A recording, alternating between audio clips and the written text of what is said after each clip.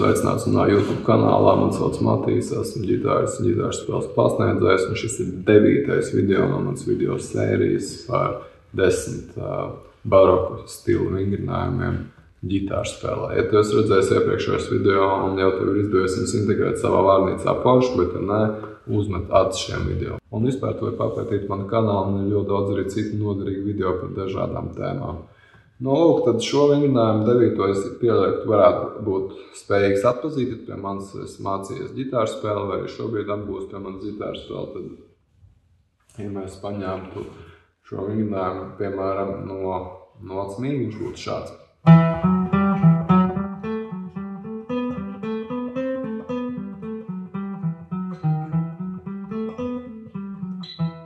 Šeit es pielieku chromatiski ievads, ka viņi nav sol mažorā. Bet, kad spēlē šo vingrinājumu, tu vari izmantot arī diatoniskas ievads skaņas. Tad mēs, tas, ko mēs darām, mēs viņu sekvencēsim sol mažoru gammā. Ja? No katras gammas pakāpes.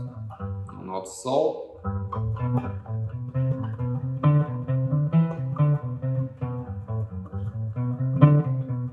Nots la.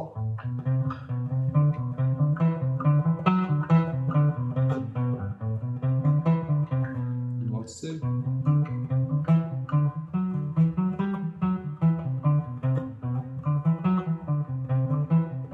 Stāv tālsāk. Nē.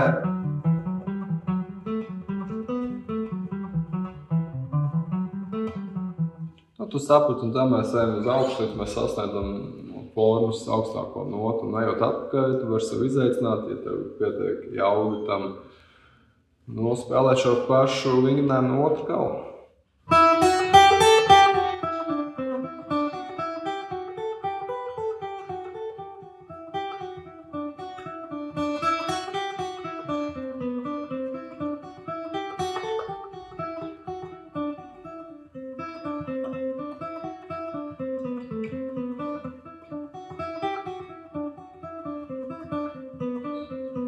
Nu, un tā tālāk.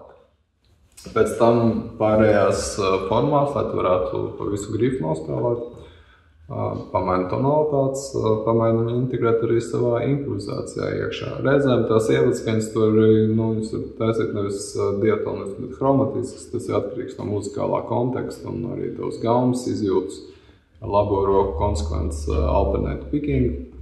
Tālāk, ja tev šis video likās noderīgs, abonē manu kanālu, atstāj kādu komentāru. Un gaida 10. noslēdzošo vingrinājumu no šīs video sērijas par 10 vingrinājumiem baroku ģitāras spēlē.